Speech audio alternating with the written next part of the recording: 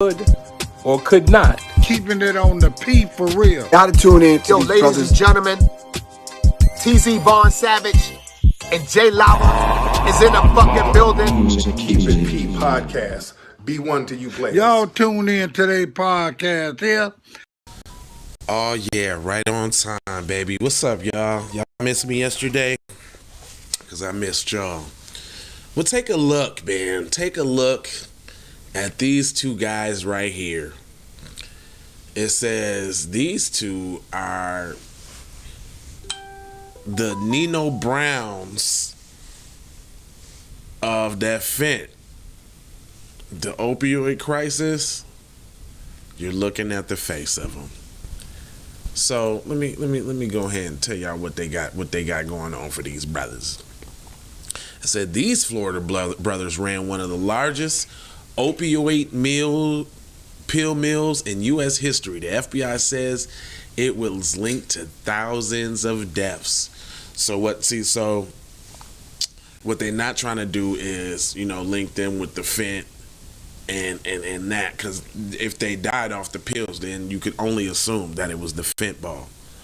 But anyway, it says throngs of people hang outside the U.S. pain clinic in Boca Raton, Florida, waiting for their inside. A doctor greets them with one of the just prescribed them with pain medications and a handgun peeking out from under his waistcoat. American Pain is a one-stop shop supplying both prescriptions and painkillers.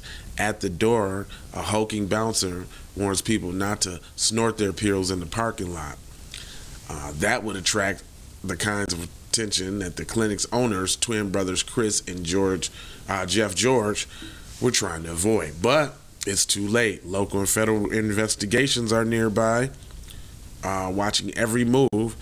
And these are the scenes from the new CNN Films documentary, American Pain. Also, when their criminals get caught, they make movies and miniseries about them and glorify how cunning and how stellar drug dealers they were. Boy, those guys were clocking mad dough, weren't they? And they had the streets sewn up. That's all the movie's about to do. It's about to lionize them. But, we get the demonization. Hold on, there's more. It said the George brothers did not start the opioid crisis.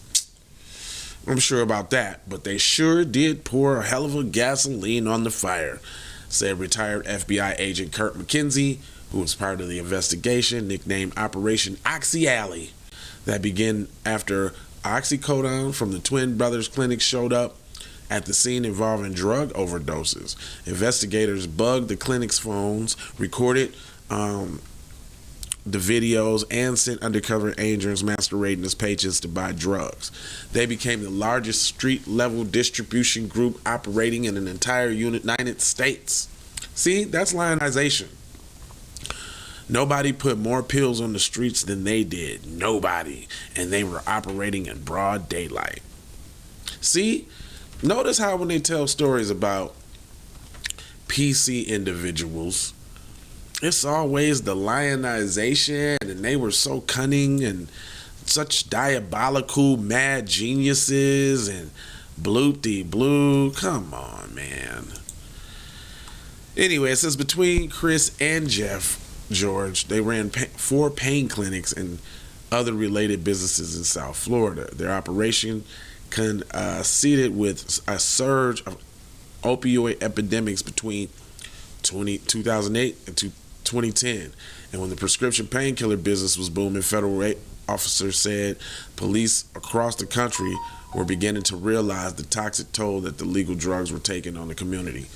Nah, that's just because PC people like to get the highest. Let's just keep it the 1,000.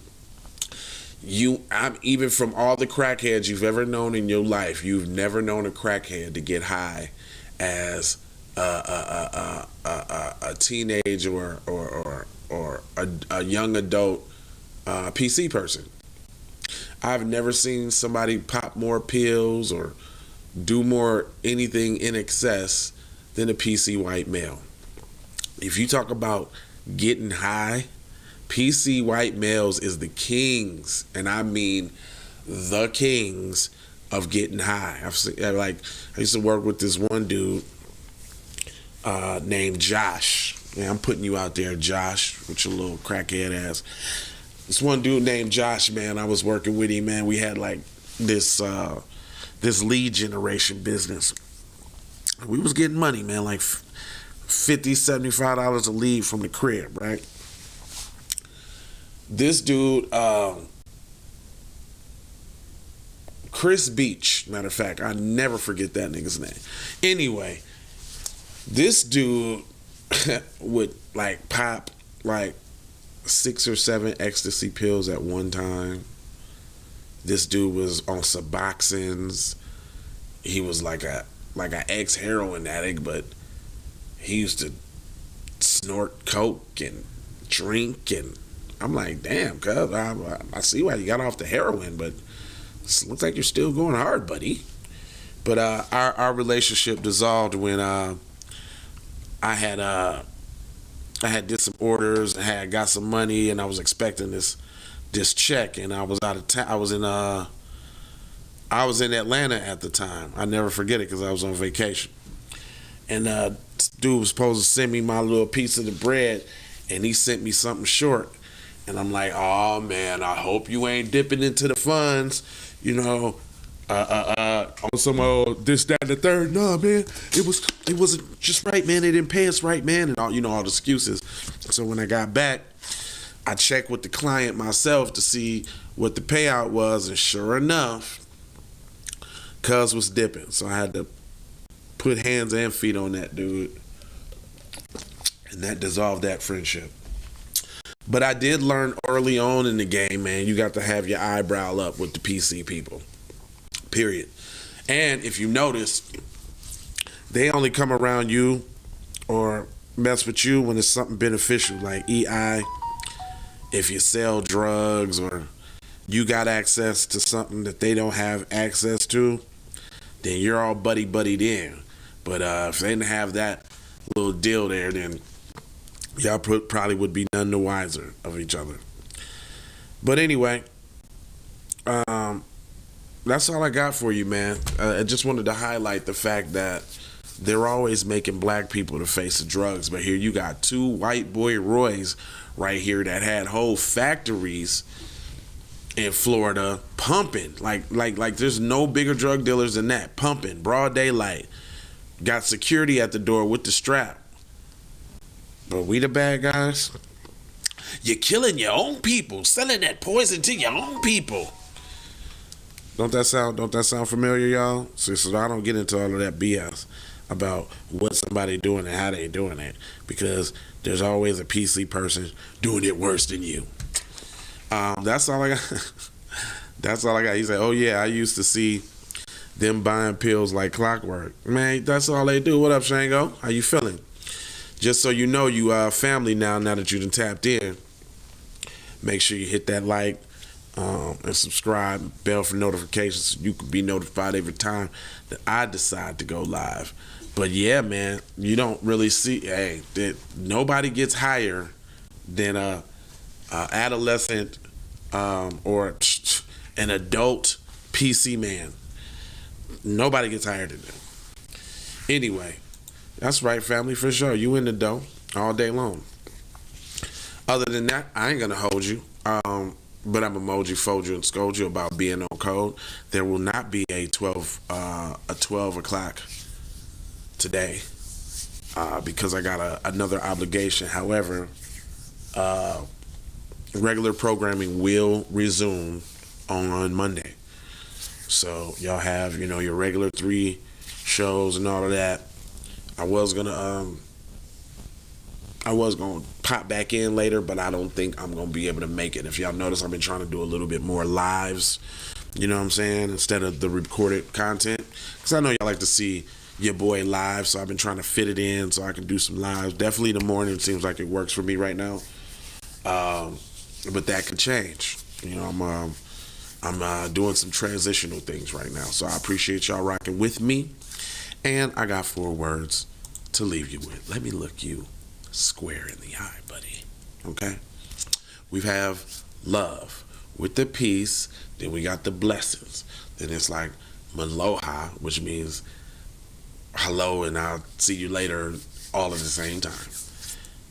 Love, peace, blessings, and Maloha. I'm out the Doha for Shoha. You already know. Yee. Sandra Blackwood for Hot Lava Music TV. First off, let's get this straight. I only want a boss. And I like to see a boss and boss shit. Where can you get boss shit, you ask? Well, dig this player. Boss 3 Anti Clothing got that drip for you and your missus. Now first, go follow at Boss 3 Anti Clothing on IG to see more real boss shit.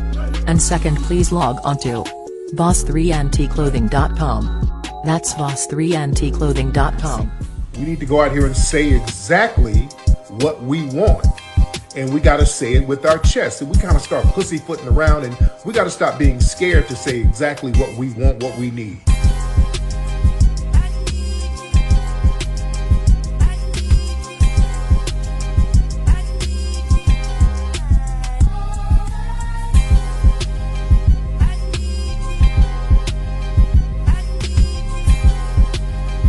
We need that paper. Say it with your chest. Damn all that. We need justice. We need y'all to love us. No. We don't need that paper. We need reparations in the form of a check. Let's stop being afraid to say it.